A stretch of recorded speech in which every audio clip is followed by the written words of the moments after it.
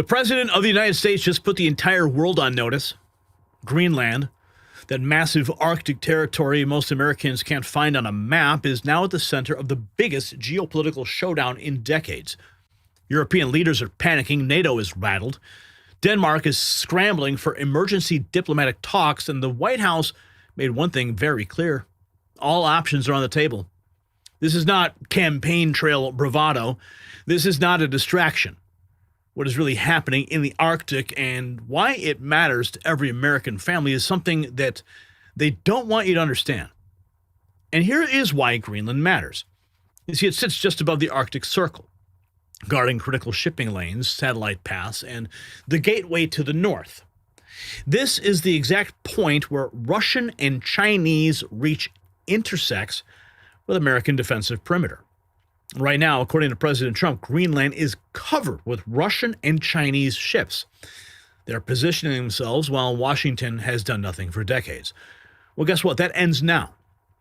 The White House confirmed that the president views Greenland as essential to deterring Russian and Chinese aggression in the Arctic, and his team is actively discussing what a potential purchase or alternative arrangement would look like. See, this is about national security. It's about control of resources, shipping routes that will define global trade for the next century. Louisiana Governor Jeff Landry, Trump's Greenland envoy, he put it plainly, solidifying the Western Hemisphere is good for America, and Greenland is in the Western Hemisphere. So the stakes could not be higher. Now, when superpowers are positioning for control of the Arctic, when Russia and China are circling strategic territories, you realize how fast the world can change, and that's why preparation matters now more than ever. My Patriot Supply has a 3-month emergency food kit that could save your family. So right now, save $100 while supplies last. Over 2,000 calories a day for 90 days. Real meals, breakfast, lunch, dinner, drinks, and snacks. Packed in sturdy buckets that last 25 years. Made in the USA. No MSG, no junk, fast free shipping, 30-day returns, and a disaster replacement guarantee. Do not wait until global events hit home. Go to preparewithgary.com right now. That's preparewithgary.com. Get prepared and get peace of mind. But here's where Europe completely lost it. Germany criticized Trump's remarks, insisting Greenland belongs to Denmark and borders must not change. The EU issued a joint statement that critics are calling weak and hypocritical. Tough talk against Russia and China, but bowing before American strength. Denmark's leadership warned any attempt to seize Greenland would end NATO itself. So let that sink in. Our so-called allies are threatening to blow up the Western alliance rather than let America secure a strategic territory from hostile powers. Meanwhile, administration officials confirmed that all options remain on the table, including measures beyond diplomacy, if that's what it takes to protect American interests. Now, let's go to the press secretary earlier today when Greenland was brought up in the briefing room, where our cameras were there to capture the moment. Being actively there have also been reports that the U.S. could potentially buy Greenland as one potential option on the table. What would such an offer look like? Is there anything monetarily you could provide, any details there? Well, that's something that's currently being actively discussed by the president and his national security team. And I would point out that the acquisition of Greenland by the United States is not a new idea. This is something that presidents dating back to the 1800s have said is advantageous for America's national security. The president has been very open and clear with all of you and with the world that he views it in the best interest of the United States to deter Russian and Chinese aggression in the Arctic region. And so that's why his team is currently talking about what a potential purchase would look like. So right now the discussion is about purchasing. There have been talks of having the people of Greenland hold a referendum and a vote. But the U.S. has many options on Greenland, and now is the time to act. Rapid Response 47. Posting links to Real Clear Politics. We can dive a little deeper into what this article says. President Trump's decisive action against the illegitimate Maduro regime in Venezuela has forced world attention on the Western Hemisphere. This is all to the good as the Trump administration has made clear the priority Washington attaches to its own neighborhood. The recent national security strategy emphasized that after 3 decades of counterproductive wars in the Middle East and South Asia, this administration would prioritize defense of the American homeland in our own hemisphere. It further established the Trump corollary to the Monroe Doctrine, holding that extra hemispheric powers, think China, Russia, and Iran, would not be permitted to meddle in the hemisphere. Maduro's connivance with all three contributed to his downfall under this long overdue recalibration of American core interests. Since the Maduro operation, speculation has abounded as to whether the president will pursue further action under the rubric of hemispheric defense, the traditional American strategic concept of fortifying key defensive nodes across the hemisphere. Greenland, which the president has long expressed interest in bringing closer to the United States, represents the most important and strategically necessary step in furthering America's hemispheric defense umbrella. And while President Trump has greatly advanced the conversation on Greenland's critically to the United States national security, he's not the first commander-in-chief to actively seek to acquire Greenland. As you heard the press secretary said, other presidents have had the same desire. They document here presidents from Andrew Johnson to Woodrow Wilson to Franklin Roosevelt to Dwight Eisenhower have all pursued acquisition of the world's largest island.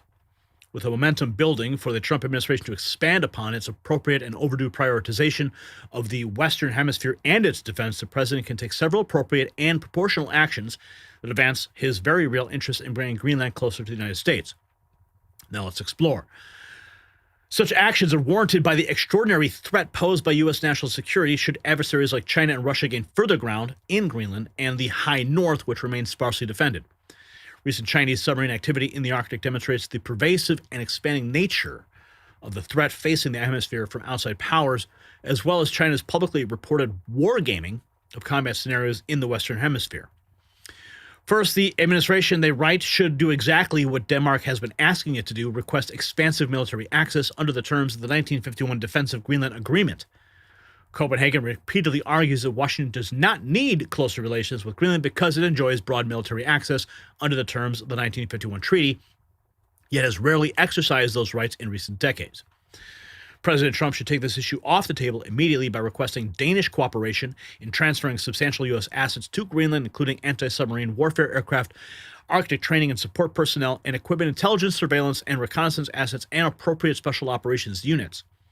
The administration could follow this quickly with larger proposal for a more robust facility presence in Greenland, to include naval and air facilities, permanent training installations, the establishment of a permanent joint task force Greenland commanded by a 2-star officer, and the upgrading of the Pituffik Space Base to a flag officer billet. Second, while bureaucratic reorganization may not seem important, it sends a powerful signal of intent and commitment. The president has expressed his long-term desire to bring Greenland into the U.S. in some fashion.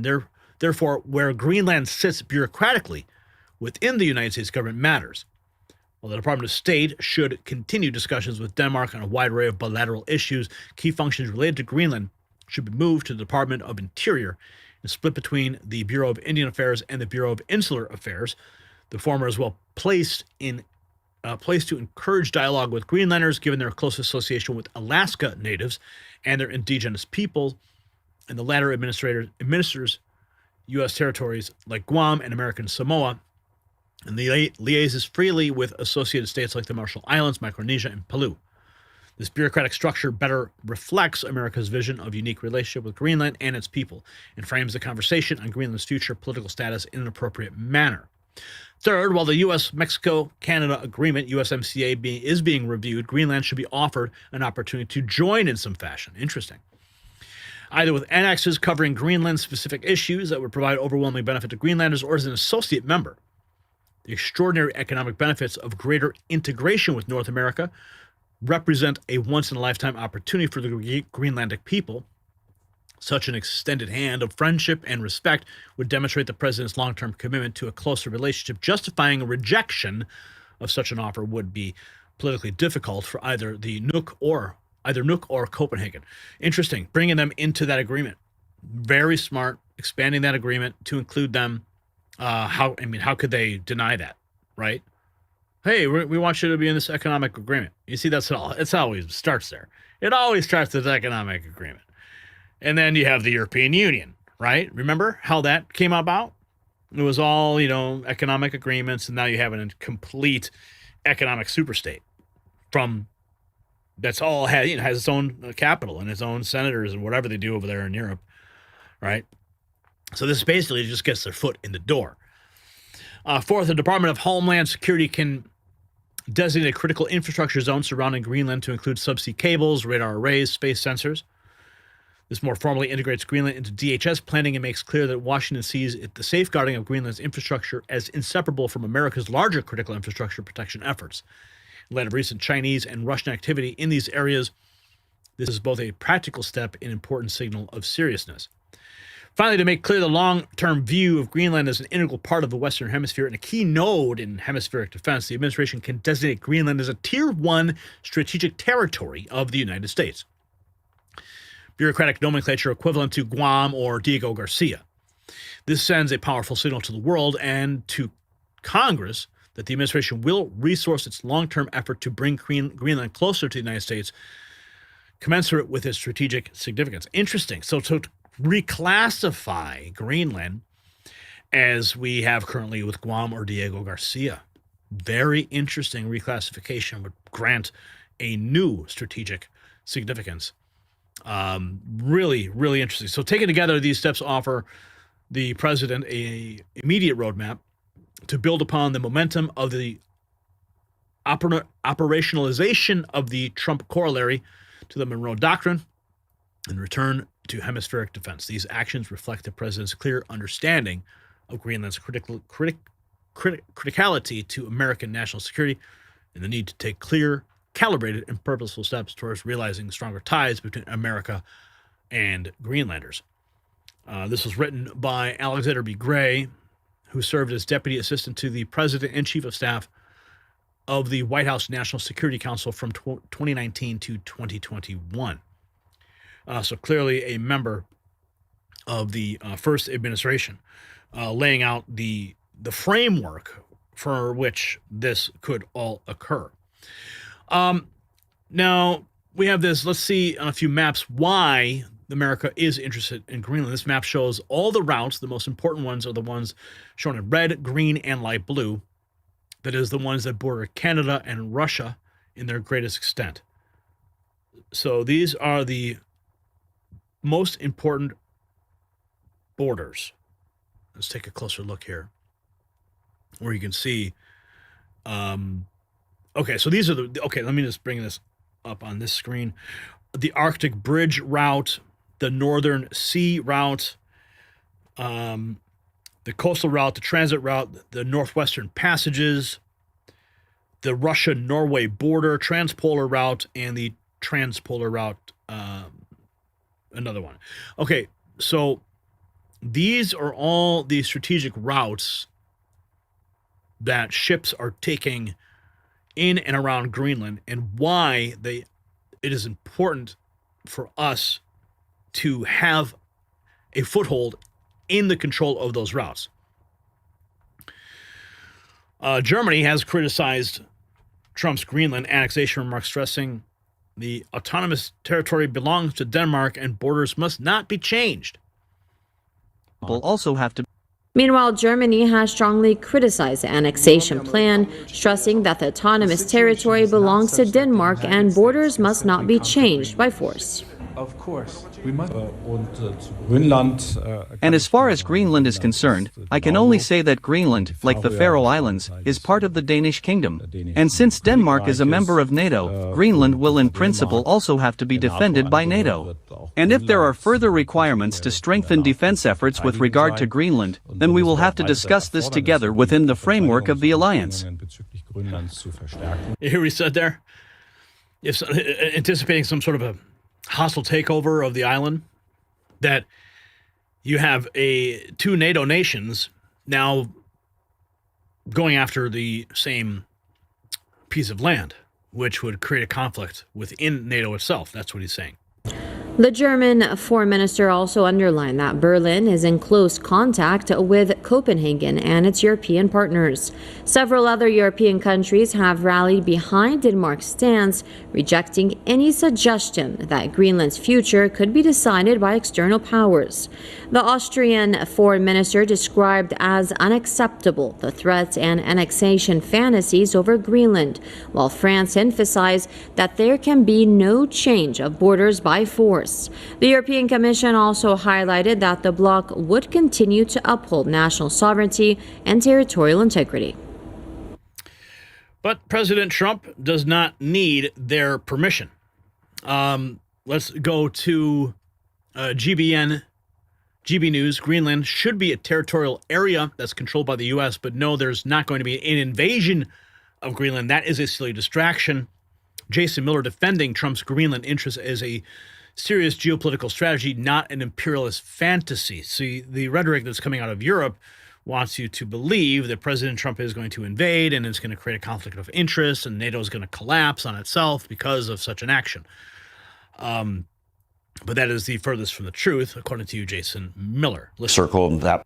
Is President Trump going to invade Greenland? No, I think what this is the mainstream media trying to distract away from the fact that President Trump brought to justice a narco-terrorist in Nicolas Maduro, and that he's going to actually restore democracy to the people of Venezuela. And so the whole thing on the Greenland front, I mean, Greenland should be a territory area that's controlled by the United States. I think the U.S. could do a much better job of maximizing that area, especially with those shipping lanes opening up and the Russians and the Chinese pushing their military into the Arctic Circle in that part of the world. But no, there's not going to be an invasion of Greenland. That's just a silly distraction. So Katie Miller, wife of Stephen Miller, no relation to you, Jason Miller, just to be clear. Was she right to post that tweet? Was it just having a bit of fun and it's been taken and blown out of all proportion? I think she's having a little bit of fun. And by the way, I can't throw any stones at putting some hot takes on social media. I've done it plenty of times myself. In fact, I did a couple times in the last 24, 48 hours.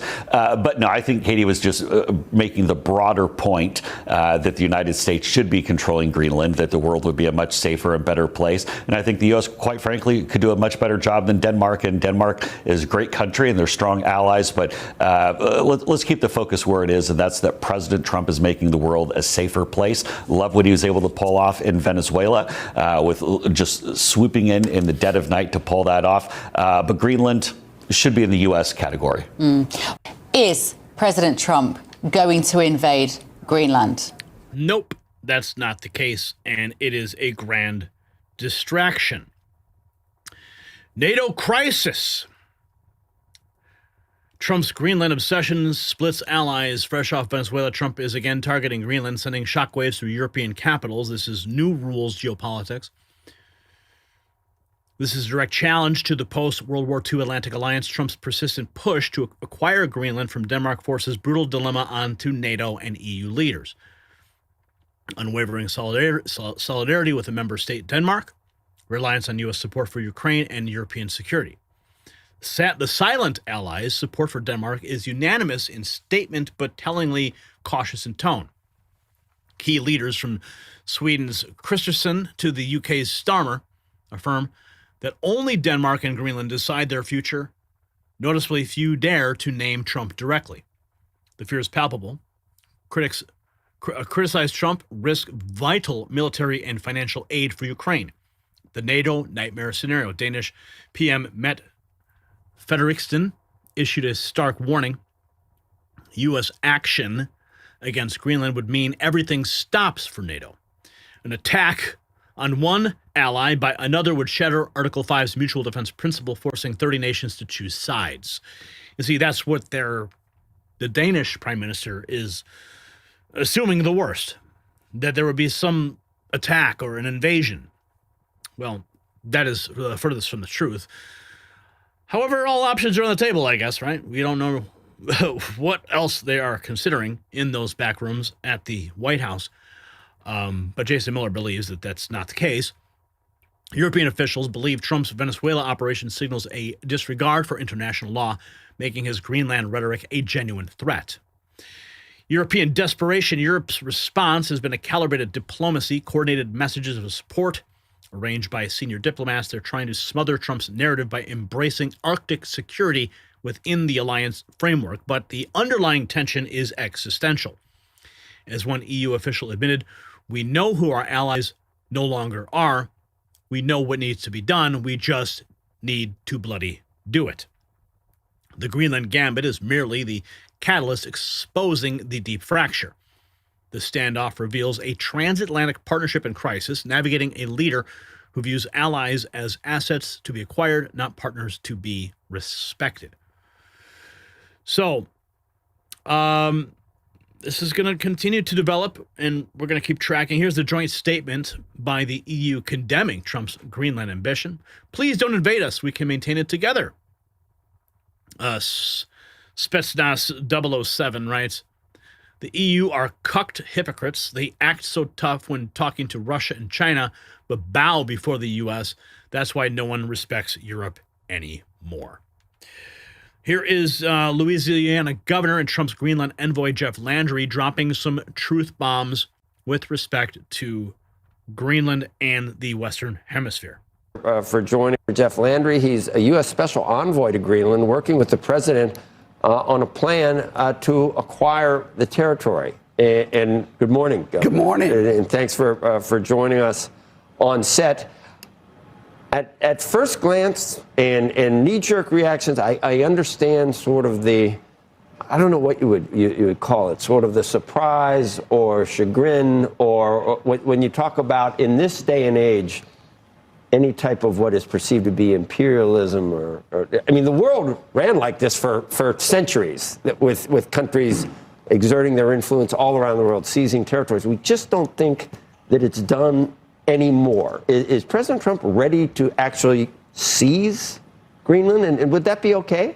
No, I don't think he is. I don't think that's what he's talking about. And I can't wait to have discussions with Greenlanders about the opportunities that we can do in Louisiana. Look, we got great things happening in Louisiana. We got great things happening in the United States. I think the president is extremely committed to the Monroe Doctrine. It's something that has eroded. We look at what Venezuela has done in the amount of drugs that have come into the United States and the families that have been affected and wrecked by the narco trade since the 90s. He's the first president to finally do something real about the war on drugs. Again, I think that solidifying the Western Hemisphere is good for the United States and good for the states that are in the United States, like Louisiana. And Greenland is in the Western Hemisphere. No, Greenland in the Western Hemisphere. Now, I because we're talking about the international situation, I just got an email from the White House that is pretty remarkable. And I'm going to pull it up for you here so you can see it for yourself with your own eyes. This just came in from the White House to my personal email, as I am a member of the White House Press Corps, for immediate release. Memorandum for the heads of executive departments and agencies. Listen to this. Subject: withdrawing the United States from international organizations, conventions, and treaties that are contrary to the interests of the United States. By the authority vested in me as president, by the Constitution and the laws of the United States of America, I hereby direct Section 1 purpose. On February 4th, 2025, I issued Executive Order 14199, withdrawing the United States from and ending funding to certain United Nations organizations and reviewing United States support for all international organizations. That executive order directed the Secretary of State, in consultation with the United States representative to the United Nations, to conduct a review of all international intergovernmental organizations of which the United States is a member and provides any type of funding or other support, and all conventions and treaties to which the United States is party, to determine which organizations, conventions, and treaties are contrary to the interests of the United States. The Secretary of State has reported his findings as required by Executive Order 14199. Section B, I have considered the Secretary of State's report, and after deliberating with my cabinet, I have determined that it is contrary to the interests of the United States to remain a member of, participate in, or otherwise provide support to the organizations listed in Section 2 of this memorandum. Oh boy. Section 2. Consistent with Executive Order 14199 and pursuant to the authority vested in me as president by the Constitution and laws of the United States, I hereby direct all executive departments and agencies to take immediate steps to effectuate the withdrawal of the United States from the organization listed in Section 2 of this memorandum as soon as possible. What is Section 2? We haven't even got there yet. For United Nations entities, withdrawal means ceasing participation in or funding to those entities to the extent permitted by law. For United Nations entities. What is Section 2? Here we go. My review of further findings of the Secretary of State remains ongoing. Section 2. Organizations from which the United States shall withdraw. A. Non-United Nations organizations. 24/7 Carbon-Free Energy Compact. Done. Colombo Plan Council. Done. Commission for Environmental Cooperation. Done. Education Cannot Wait. Done. European Center for Excellence for Countering Hybrid Threats. Done. Forum of European National Highway Research Laboratories. Done. Freedom Online Coalition. Axed. Global Community Engagement and Resilience Fund. Goodbye. Global Counterterrorism Forum.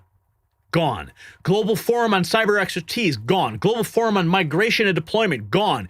Inter-American Institute for Global Change Research. Done. Intergovernmental Forum on Mining, Minerals, Metals, and Sustainable Development. Done. Intergovernmental Panel on Climate Change gets the axe. Intergovernmental Science Policy Platform on Biodiversity and Ecosystem Services gets the axe. International Center for the Study of the Preservation of the Restoration of Cultural Property. Done. I mean, this sounds like a wish list of these sounds like all organizations that are consumed with climate and you have to do a cultural acknowledgement, a land acknowledgement. You see these ridiculous things. International Cotton Advisory Committee, they're getting the axe. International Development Law Organization, gone. International Energy Forum, International Federation of Arts, Councils, and Culture Agencies gets the axe. International Institute for Democracy and Electoral Assistance. Holy cow, this list goes on and on. International Lead and Zinc Study Group, International Renewable Energy Agency, International Solar Alliance, International Tropical Timber Organization, International Union for Conservation of Nature, Pan American Institute of Geography and History, Partnership for Atlantic Cooperation. I mean, this goes on and on. Regional Cooperation Agreement on Combating Piracy and Armed Robbery Against Ships in Asia. They're getting the axe too. Regional Cooperation Council, Renewable Energy Policy Network for the 21st Century, axed. Science and Technology Center in Ukraine. Yeah, that's where your money was going. Secretariat of Pacific Regional Environmental Program, Venice Commission of the Council of Europe, United Nations organizations. Holy cow. United Nations is getting defunded. What I just read to you were non-UN. Now we're going into the United Nations.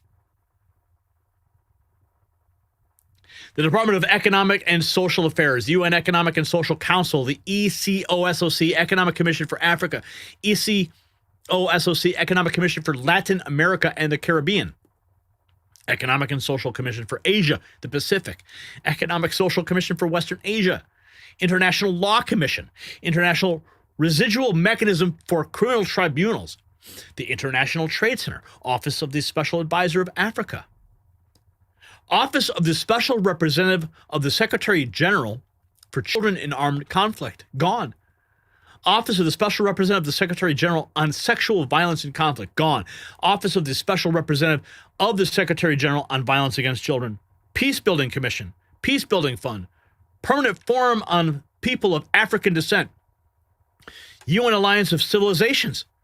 I mean, guys, this list goes on and on and on and on, all the way. So the implementation guidance, the Secretary of State shall provide additional guidance as needed to agencies when implementing this memorandum. Nothing in this memorandum shall be construed to impair or otherwise affect the authority granted by law to an executive department or agency or the head thereof. The functions of the Director of Office of Management and Budget relating to budgetary, administrative, legal procedures. Wow. Dude, President Trump just gutted it. The entire international community at 5:51 p.m. on January 7th, 2026, withdrawing the United States from international organizations, conventions, and treaties, contrary to the interests of the United States. So they reviewed all these organizations and found all of them to be contrary to the interests of the United States and gave them the boot. So I definitely went off on a tangent there with respect to the Greenland coverage that we've been doing. But because we're talking about the international significance, it holds bearing. And I admit, while the clip was playing, I glanced at my phone, I saw the email pop up, and I said, okay, what's the White House saying? And it was perfectly timed with respect to what we're covering here. So let's go to the president's remarks. This is 48 hours ago, discussing Greenland. With Russia, I will say this about Greenland. We need Greenland from a national security situation. It's so strategic. Right now, Greenland is covered with Russian and Chinese ships all over the place. We need Greenland from the standpoint of national security. And Denmark is not going to be able to do it, I can tell you. You know what Denmark did recently to boost up security in Greenland? They added one more dog sled. It's true. Sir, they thought that was a great move. What would the justification be for a claim to Greenland? What would the justification? Oh, I don't want to talk about Greenland now. I just say this. We need Greenland from the standpoint of national security. And the European Union needs us to have it. And they know that. I will say this about Greenland. President Trump. Now, the press secretary made it crystal clear. President Trump has been open that he views it in the best interests of the United States, you just heard him, to deter Russian and Chinese aggression in the Arctic region. He says they're all over the place. That is why his team is talking about what a potential purchase would look like. Now, as you saw, Jason Miller, senior Trump advisor, defended the strategy as serious geopolitics, not imperialist fantasy. There will be no invasion. That's what he said. But make no mistake, this administration is not asking permission. America is repositioning itself for the next century, and the Arctic is the battleground they do not want you watching. So what you're witnessing is the return of ambition of America on the world stage.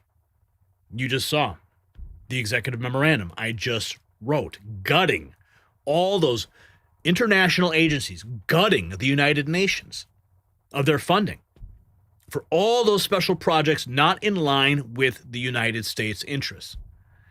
Because for decades, Washington watched as the United Nations ran roughshod over anything we did, as Russia planted flags and China bought influence in territories that matter. But there was Greenland. It sat there, strategically vital, resource-rich, practically undefended, while bureaucrats worried about optics. We see that era is now over.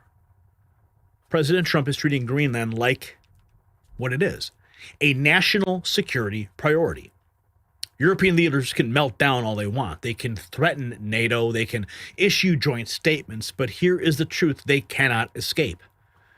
The Arctic is the future. and America will not cede it to Beijing or Moscow. Governor Landry said it best: solidifying the Western Hemisphere is good for America. The question for you: should the U.S. secure Greenland by any means necessary to counter China and Russia?